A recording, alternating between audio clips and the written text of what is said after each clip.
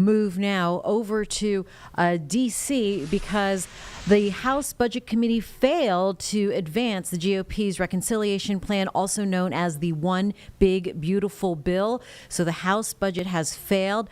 They are taking reaction right now. One of those no's was from Republican Ralph Norman out of York County. As we wait for his reaction, let's go ahead and listen in here on Live Impact News on WCNC+.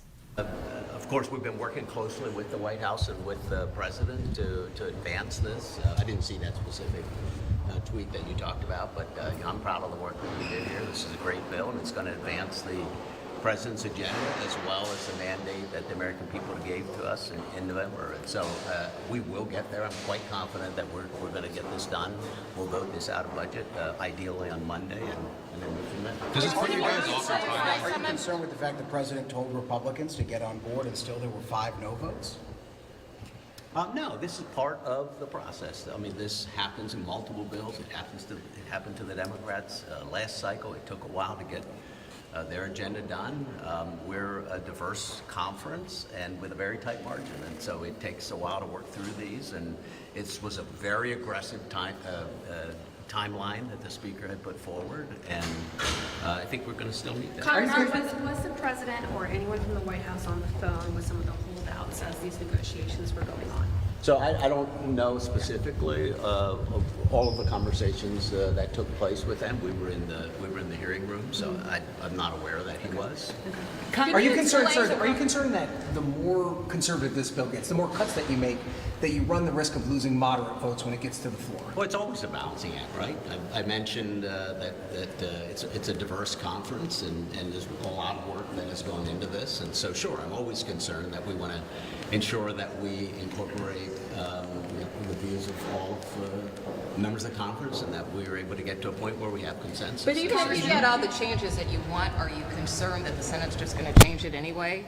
Well, that's just it. The Senate could potentially change that, come back, and we have another negotiation. But I think the House certainly has moved forward with an agenda, has done a lot of work. We're well ahead of the Senate on this. And so my message to the Senate was that once we are successful at this next week and it moves over to the Senate, just know that it took a lot of work to get to this point. So I would advise them, I think the best path forward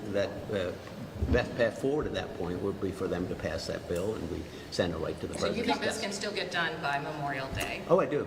Yes. You think you can get it done by Monday? Holdouts are asking to speed up the implementation of the Medicaid work requirements and the green energy tax credit rollbacks.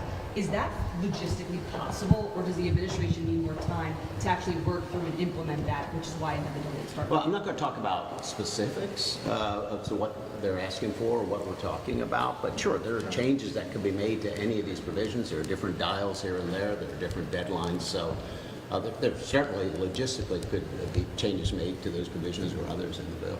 You think you'll get a deal by Monday?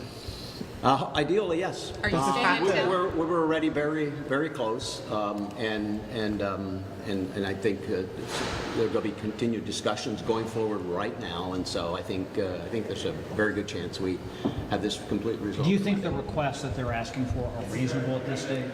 Yes, I do. Again, those of us in the Budget Committee were concerned that this bill is a balanced bill as well. It doesn't add to the debt, and those are their concerns as well. And so I think they certainly are reasonable. We're going to work through those. Are you staying in town and are these folks I going to will be be staying wherever is needed to get this resolved. Do you think that the pressure from President Trump helps this get over the finish line, or is it necessary to get it over? Last question. Yeah, and I have to go. But sure, the president weighing in is always helpful here. And we're trying to work with the administration to ensure that we pass his agenda as well as the agenda or the mandate that make good in the mandate the American people have given us in the election. And so we've been working closely with the administration, and I think him weighing in is always helpful. So okay. Thank you all. Thank you guys. See you all. Is that one yours?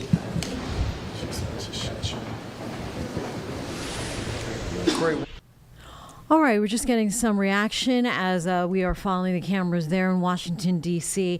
after the tax cuts proposed failed. And there were 5 GOPs that rejected that. So it was 16 to 21 vote, one of them from York County. And that was Ralph Norman, of course, Republican from South Carolina. Conservatives blocking President Trump's big tax breaks and spending cuts in what is described as a stunning setback. So the conservatives or GOP should rather quite confident moving into this big, beautiful bill, knowing that the vote was taking place today. And as it appears, it has failed. So where it goes on from here, that is yet to be determined, but perhaps by Memorial Day something will pass. But again, the one big beautiful bill failing in the House Budget Committee vote, a 16 to 21 vote with 5 GOPs voting against it.